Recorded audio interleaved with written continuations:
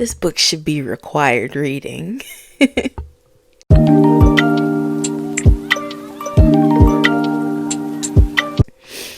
Welcome to Cam's Book Corner. I'm very excited to discuss this book today because I knew when I read the summary that this would be one of my favorite reads of the year. So I'm going to read the summary right now for Pet by Akwaeke Emezi.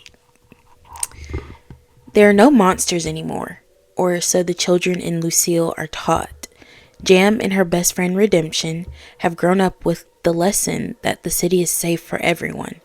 But when Jam meets Pet, a creature who some might call monstrous but in reality is anything but, she must reconsider what she's been told. Pet has emerged from one of her mother's paintings to hunt a true monster, and the shadow of something grim lurks in Redemption's house.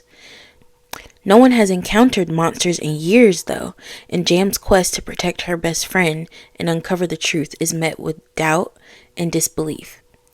This award-winning novel from a young rising star author asks, what really makes a monster? And how do you save the world from something if no one will admit it exists? Before I get into my thoughts about this book, I want to address some of the reviews that I read before and after reading. Oddly enough, some of the most popular reviews for this book were by these people. And a few in particular stuck out to me because they were talking about, oh, who is this book for? No teenager should be reading this book. It's so violent. It's promoting violence. Friend, individual on Goodreads. Teenagers today are watching Euphoria. That's pretty violent. Drugs and all. I think they can handle this book. I think they can. Truly. So, let's get into my thoughts. Pet is an amazing conversation starter, in my opinion, regarding the world as we presently know it. It is jarring, but I felt like it was an interesting take on how we should hold others accountable and never forget the past, and how we should be curious about understanding real history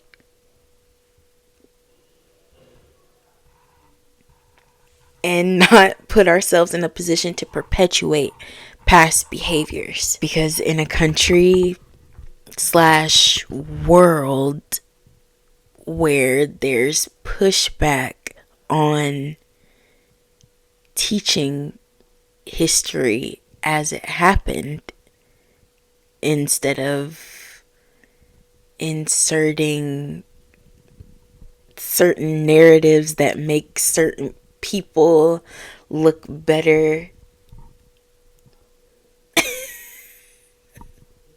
I feel like this book is needed, and this book seems more relevant to what's going on present day for teenagers than a story about two white boys named Pony Boy and Soda Pop navigating teen angst and violence.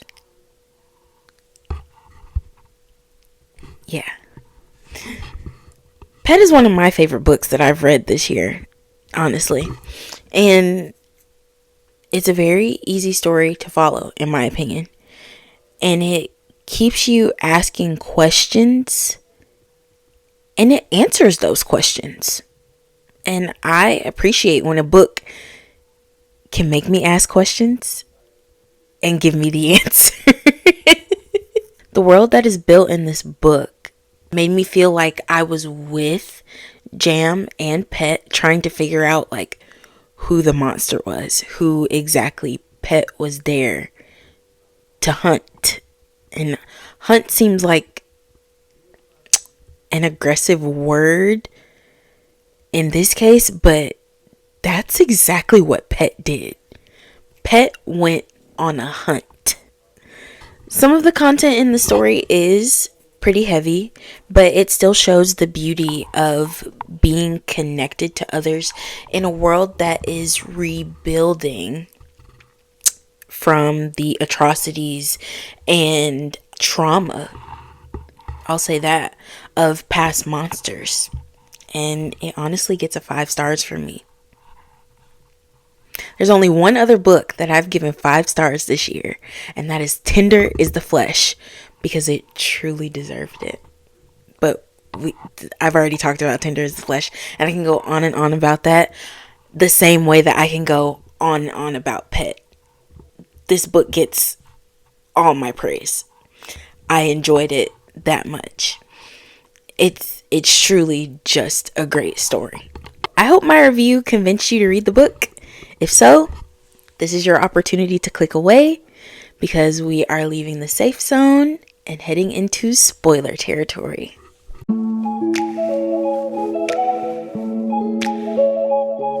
I need to read Bitter, I think, to understand more of her story, because why and how is Homegirl conjuring angels through her paintings?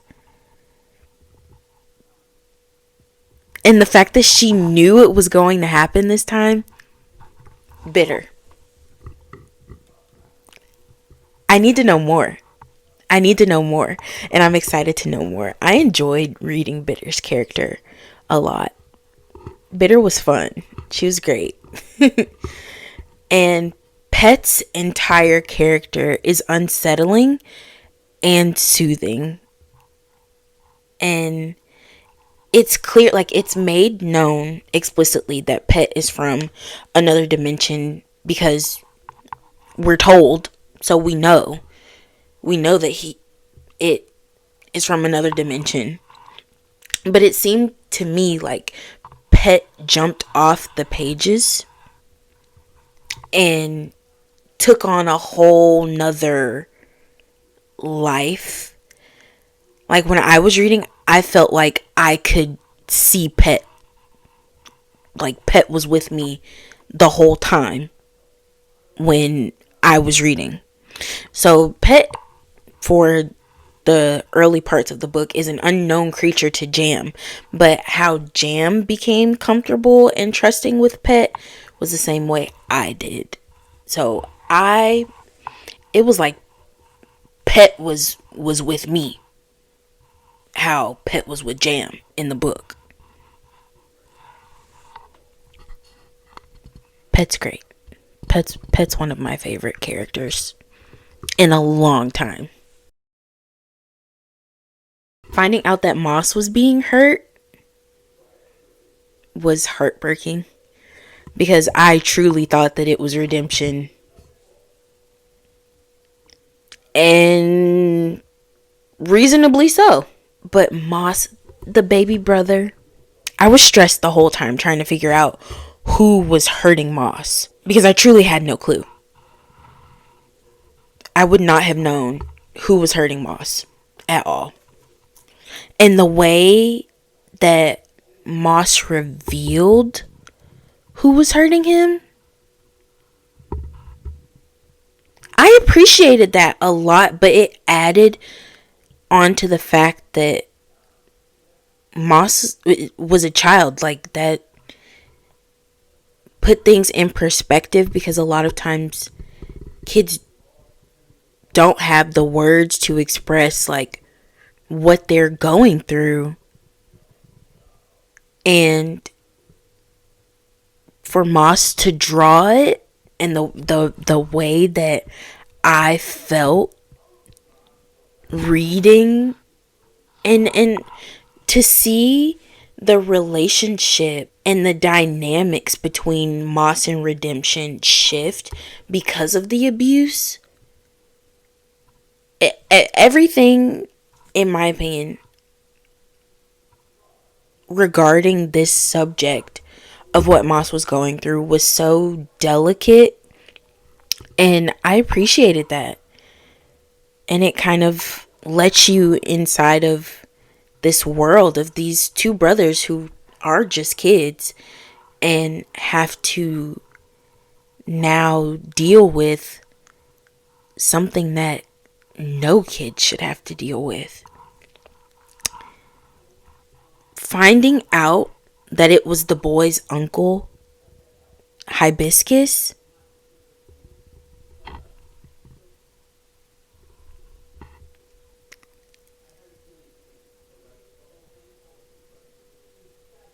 I was in shock. I was in shock because of all people, I did not think that Hibiscus? Really?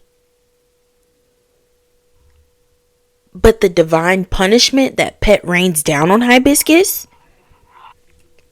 That part was horrifying. Because to me, it was so well written. And I could hear Hibiscus screaming as I was reading it. Pet literally blinds Hibiscus by showing its real face, and the light from its real face boils Hibiscus's eyes out of their sockets.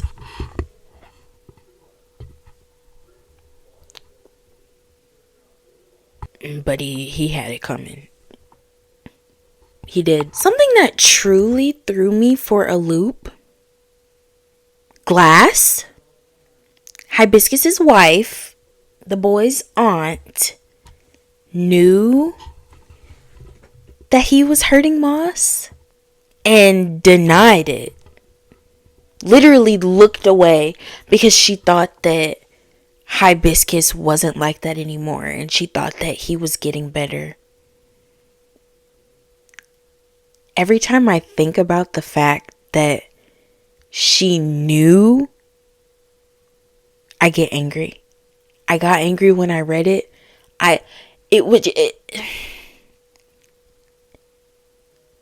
How do you let someone harm a child? A child. That's sick.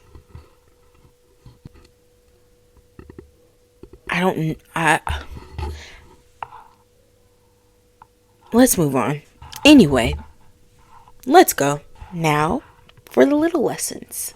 This segment has 6 lessons that stuck out to me in the book. The first one, hurt births bitterness. So early on in the book, when we're learning more about Bitter's character, we're told that she was born from the hurt her mother experienced from a monster. And I think we can connect the dots there. But because hurt breeds or births bitterness, she named her child Bitter.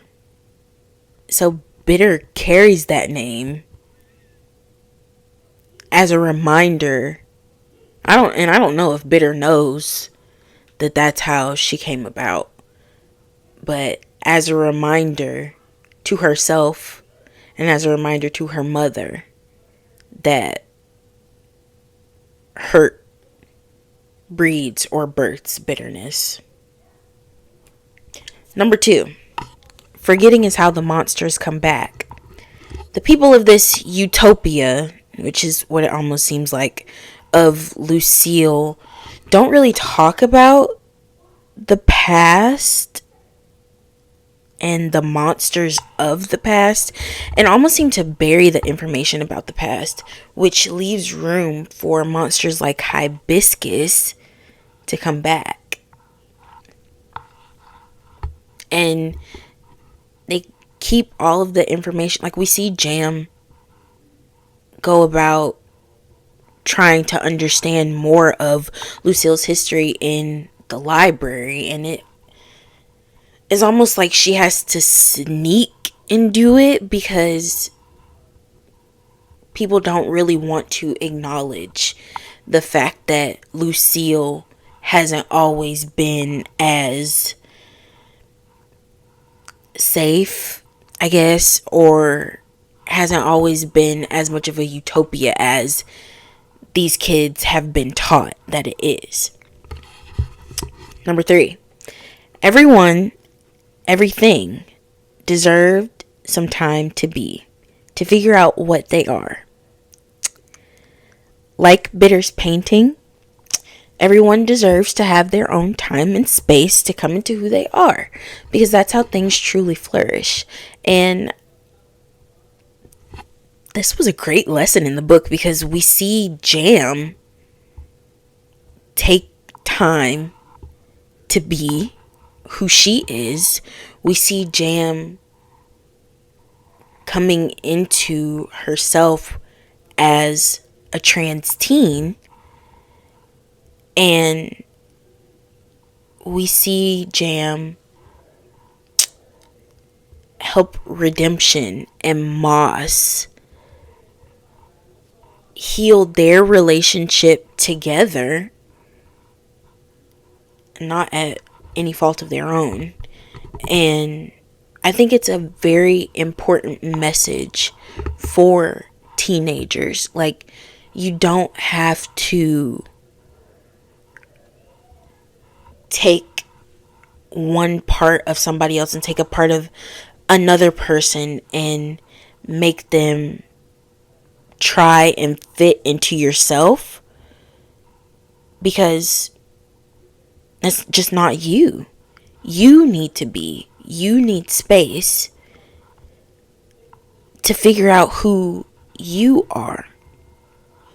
You'll grow into who you are as a person if you have that time to be. And had somebody said that to me at 14, 15, I think I still would have been like a frazzle-brained teenager, but I don't think I would have felt as much pressure to conform to whatever. Maybe I still would have tried to fit in, but maybe I would have realized a little earlier that, hey, it's some aspects of life and groups of people that you're just never going to fit into. And that's okay, because that's not you. Number 4, the unseen can tear your eyes open when it comes into sight. And sometimes the mind behind that tears as well. After Redemption found out that Moss was being hurt, we see him fall into a depression, almost out of shock and disbelief. And I also sense shame, because Redemption is the older brother, and to me it seemed like he felt as if he couldn't protect his little brother. And it was truly so sad to see. And that was the next saddest part of finding out that Moss was being hurt.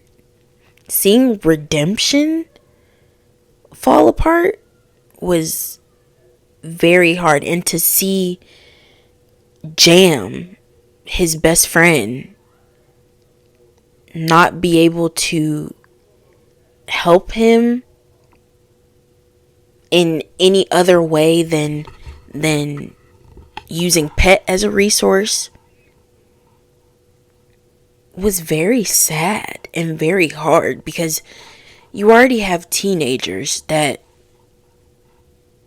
are going through teenage things. They have teenage emotions. You add on the fact that somebody they know and love and care about is being hurt. How do you combat that situation? What can you do as a kid? Who do you talk to? Where can you go? Especially if you, 1, don't know who the monster is. 2, are taught that there are no more monsters in Lucille.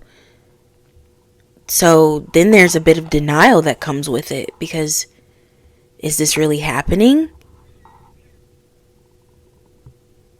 How do I help?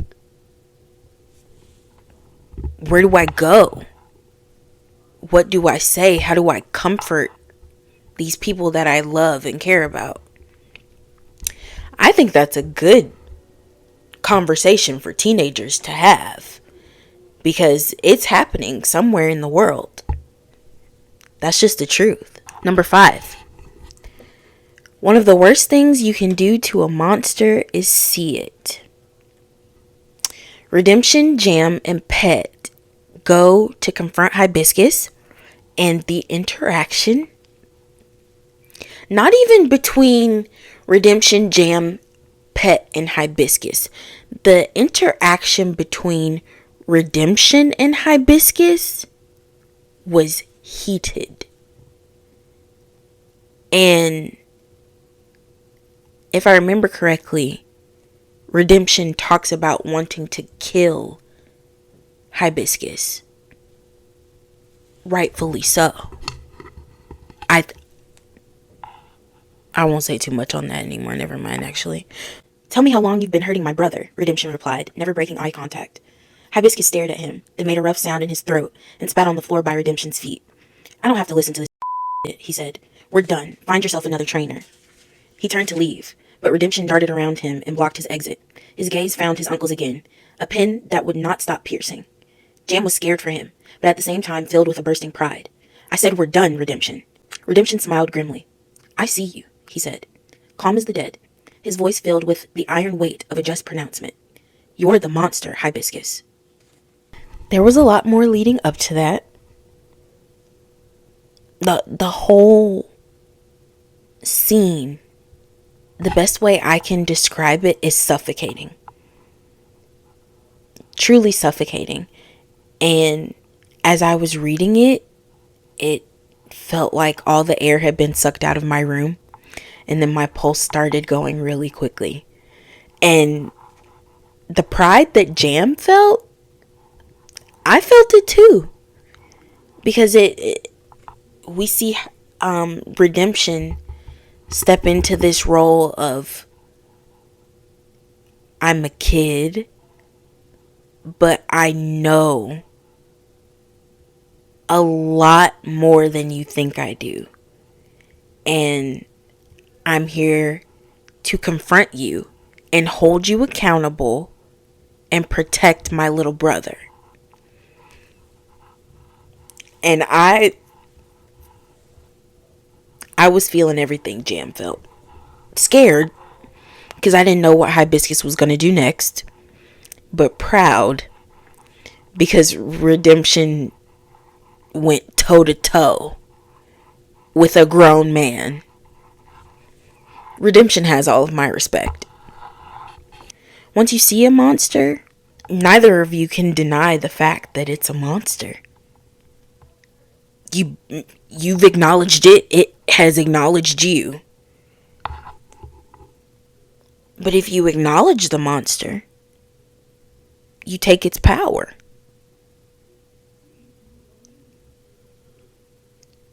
Then it can't really do anything to you, because you've seen it. You have the power to end it, to keep it from harming anyone else. See the monsters. Number 6. Oftentimes, we know the monsters. It's a harsh reality, but the monsters, the big bad that we think is just so far away and could never actually be close to us or in proximity, it's usually down a door or in the kitchen or at school. We're in close proximity to monsters every day. It's a harsh reality and it's scary, but it's true. And we wouldn't know that they're monsters because, like Hibiscus, they hide in plain sight. But once we see them, it's our job to call them out and hold them accountable and take their power. Now, I said that this book was heavy, and it truly is. But off of the heavier stuff now, what did I enjoy about the book? Number one, Jam is trans. This is my first time reading a book with trans representation in it, and I'm excited to read more. Number two, the sign language. I've never read a book where the characters sign, so that was very cool. And Jam and her parents sign with each other because Jam chooses not to speak. Nobody is deaf or hard of hearing. Jam just chooses not to speak sometimes, and she decided that if she wants to speak, she'll sign. So yeah, the interactions in sign language are some of my favorite parts of the book. 3, every interaction between Jam and her parents. I appreciate how supportive Bitter and Ube are of Jam, and it's so obvious that they love Jam, and Jam seems very confident in the fact that her parents love her, and that's how it should be. A child should be confident in the fact that their parents are going to ride for them no matter what. If Bitter and Ube did one thing in this book, it was ride for Jam no matter what. Number 4, Jam's love of learning and her curiosity. So Jam seemed determined to better understand what happened in the past with these monsters in her town. And I appreciated getting the opportunity to watch her brain work out all the details and be the good kind of nosy. The good kind of nosy that will keep yearning for knowledge and just strive to understand and prevent monsters and keep the utopia of Lucille what it is. But also prepare herself for the possibility of other monsters still being in Lucille. Number 5, the signs of Moss's abuse and the medium used to reveal it. Redemption talks about how Moss didn't want help with bathing anymore from Redemption once the abuse started. And the suspense of Redemption and Jam finding the drawing and seeing a hibiscus flower on it truly made my heart drop.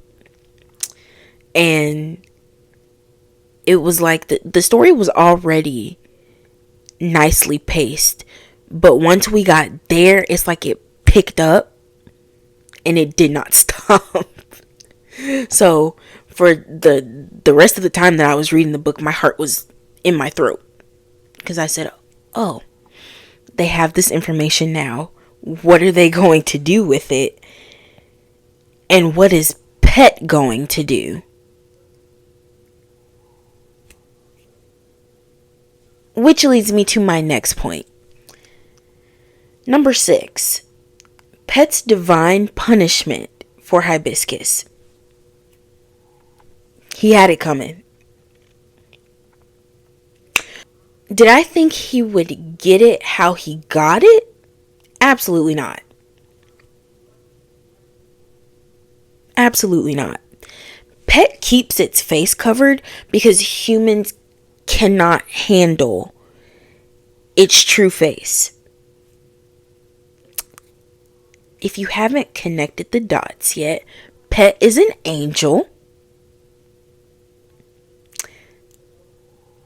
When I was reading, I considered the possibility that Pet was an angel, but then I was like, no. I don't think Pet's some other kind of dimensional, otherworldly creature. Pet's not an angel. Pet's not an angel. That's too easy. We were talking about angels in this book, and it kind of made it seem like angels were just the good people of the world.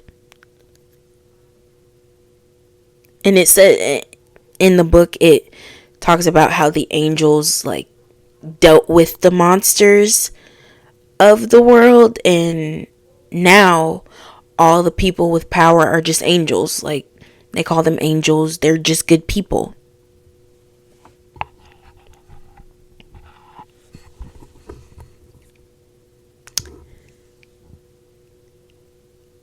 If the angels that are in power now are anything like Pet,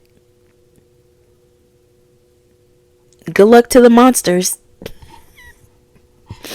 Because Pet unleashed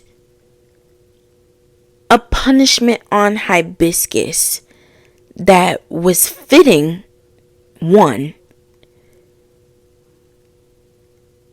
unexpected, because that's not how I thought Hibiscus was gonna get it. And three, just so jarring. Like, I had to take a break when I read that. Not even because it was like one of the most outlandish things I've ever read before, but just because it was so well written.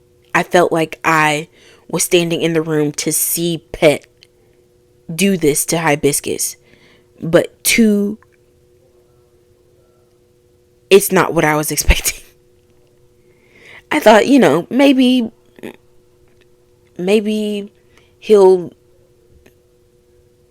Hibiscus will get stabbed. Maybe there will be some kind of fight between Pet and Hibiscus. No.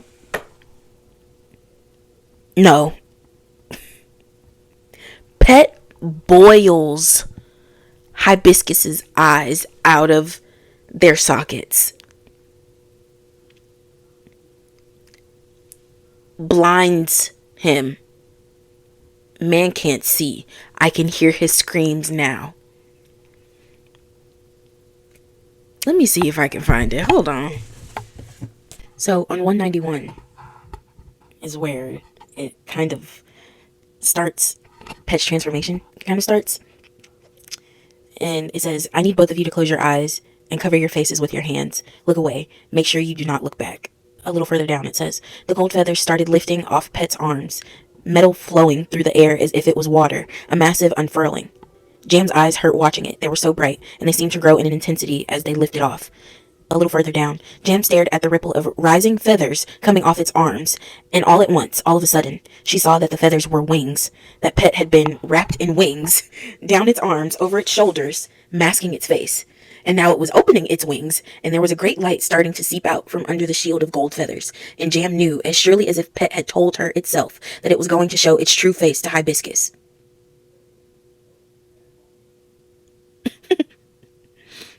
Further down it says, Pet's wings came off its shoulders and neck, and light poured down its throat, piercing in strength. Images of the angels from those old books flashed through her head, and she looked at Pet one last time, while she could. At the hand she knew so well, the torso it had comforted her against, the horns she was no longer afraid of, these new wings loud with righteousness. She reached for it in her head. I know what you are, she said.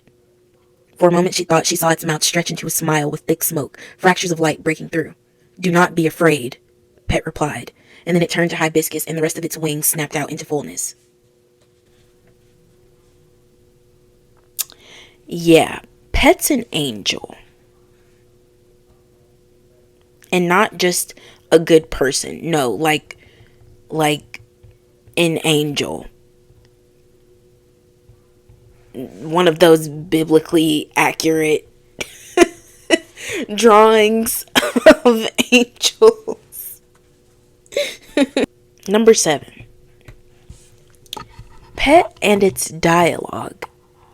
Whenever Pet speaks, there are very rarely quotes around its dialogue. So it kind of feels like it's breaking the fourth wall.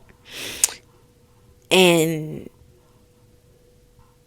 there are a few. So usually Pet is speaking directly to Jam through her mind, and that's how they communicate with each other. So during those times when we see Pet speak, there aren't really quotes around what it's saying.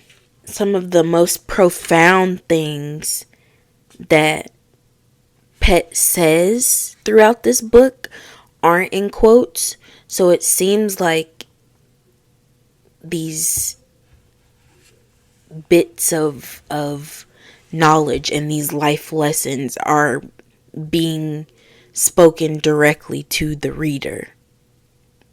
And I liked that, because you don't have to dig for a lesson there. It's right there. The angel itself has already told you, like, hey, here's what it is. And that was one of the coolest parts of the book to me. I loved every bit of it. This is truly one of my favorite books that I've ever read this year and that I've ever read in my life.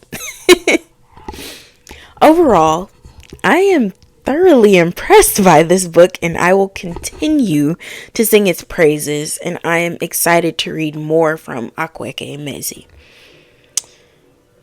Thanks for stopping by, and I hope to meet you next time back here in Cam's Book Corner.